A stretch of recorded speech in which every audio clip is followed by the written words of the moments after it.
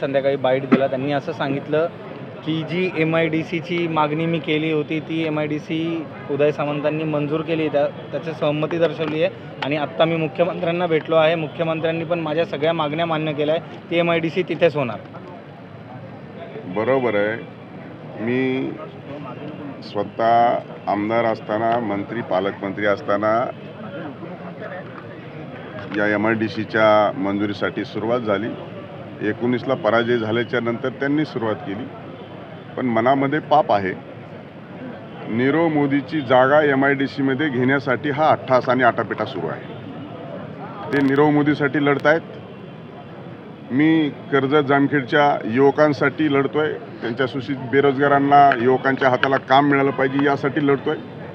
त्यामुळं आता उद्योग विभाग या निर्णयापर्यंत येऊन पोहोचलेला आहे की गेल्या अधिवेशनात दिलेली जी काही कागदपत्रं होती त्या कागदपत्राच्या आधारे काल माननीय उद्योगमंत्री उदय सामंत साहेबांनी निर्णय जाहीर केलेला आहे की तुम्ही दिलेले कागदामध्ये तथ्य आहे, सत्यता आहे, आम्ही पडताळून पाहिलेली आहे. त्यामुळे तिथे नीरव मोदी जो आहे तो देशाला फसवून भगोडा हा देशद्रोही बाहेर गेलेला आहे. त्याची जमीन आपल्याला MIDCसाठी घेता येणार नाही. त्याचबरोबर तिथल्या स्थानिक शेतकऱ्यांनी आणि ग्रामपंचायतीने ठराव केला की या MIDCला आमचा विरोध आहे. या 2 कारणासाठी काल MIDC त्या जागेवरची रद्द केली. पण त्याच वेळेस दुसरा निर्णय जाहीर केला की कर्जतमध्ये MIDC करणं गरजेचं आहे. तुमची मोठी मागणी आहे आणि त्यामुळे युवकांच्या हाताला काम मिळालं पाहिजे. आणि 15 दिवसाच्या आत सर्व शासनाच्या नियमाचं अनुपालन करून परिपूर्ण प्रस्ताव हा कर्जत तालुक्यातील MIDCच्या संदर्भामध्ये सादर करण्याचे काल उदय सामंत साहेब उद्योगमंत्री यांनी निर्देश दिलेले आहेत. उदय सामंतांना तुम्ही मिसगाईड करतात असं थेट आरोप रोहित पवारांनी केला आताच. अरे मिसगाईड काय करताय? नीरव मोदी काय माझ्या घरचा माणूस आहे काय? नीरव मोदीची जमिनीमध्ये कोणाचा हिस्सा आहे हे पण जाहीर झालं पाहिजे ना. नीरव मोदीची जमीन त्याच्यामध्ये घेऊन तुम्हाला त्याच ठिकाणी MIDC करायचं याचं पहिलं उत्तर दिलं पाहिजे. युवकांसाठी MIDC करताय का नीरव मोदीसाठी MIDC करताय हे महत्त्वाचा प्रश्न आहे. तुमचा काही हिशोब बाकी आहे म्हणून तुम्ही वारंवार नीरव मोदी करताय असा पण त्यांनी आरोप केला आहे. माझा हिशोब काही बाकी नाही आहे. तिथल्या लोकांना आजही विचारा की नीरव मोदीचा हिस्सेदार कोण आहे. आणि अख्ख्या कर्जत तालुक्यामध्ये माझी कुठेच जमीन नाही आहे. ते जे सांगतायत की जमीन आहे तिथं कोणाची जमीन आहे, नीरव मोदीची कशी आहे, तिथंच कशी MIDC आली. आणि सातत्याने सांगतात की गडकरी साहेबांना आम्ही सांगितलं. आता सातत्यानं भारतीय जनता पार्टीच्या मदत लागली की नाव घ्यायचे. आता देखील 45 कोटी रुपयाची तरतूद कर्जत तालुक्यामध्ये माझ्या पत्रावर अजितदादांनी केली आणि ते सांगतात अजितदादांचा आभार.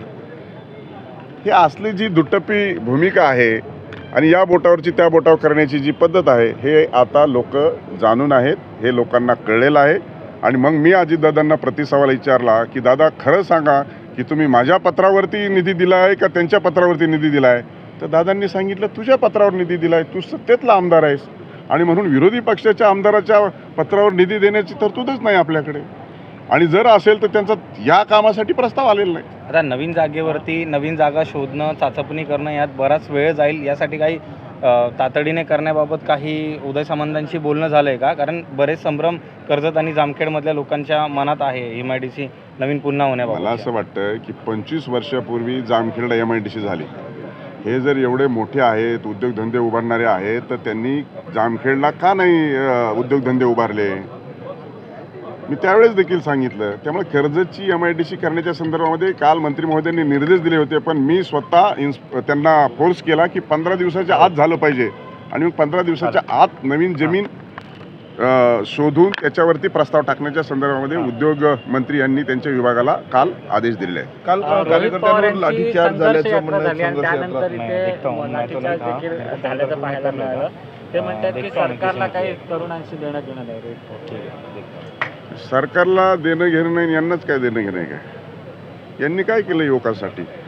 अख्ख्या यात्रेमध्ये ज्यावेळेस चालले त्यावेळेस संघर्ष असा असतो का? स्वतःच्या अंगावर फुलं उधळून घेणे, DJ पुढं नाचणे, फुगडी खेळणे, विहिरीत उड्या मारणे, तलावात उड्या मारणे, हा कुठला संघर्ष आणलाय? हा संघर्ष नाही. असा संघर्ष नसतो. यांनी त्यांच्या जीवनात कधीच संघर्ष पाहिलेला नाही.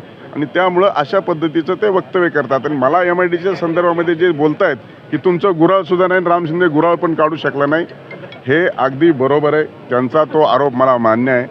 पण माझा आजोबा मुख्यमंत्री नव्हता, माझा आजोबा 4 वेळा मुख्यमंत्री नव्हता, चुलता 4 वेळा उपमुख्यमंत्री नव्हता, आणि त्यामुळे त्यांच्या आजोबांनी देखील एकही कारखाना काढलेला माझ्या ऐकिवात नाही. त्यामुळं आता माझी सुरुवात आहे. त्यामुळं आता माझी सुरुवात झालेली आहे राजकारणामध्ये. आता आमदार झालो आहे, मंत्री झालो, तर माझा नातू नक्की कारखाने काढेल. त्यामुळं नातवानी दुसऱ्याला असे उलगाणे देण्याची आवश्यकता नाही. स्वतःचं कर्तृत्वावर झिरो केलेलं आहे. आणि त्यामुळं हे काकाच्या आजोबाच्या सगळ्या मेहरबानीवर झालेल्या ह्या घटना आहेत. त्यामुळे मी गुऱ्हाळ काढलं नाही, पण माझा नातू नक्की काढेल.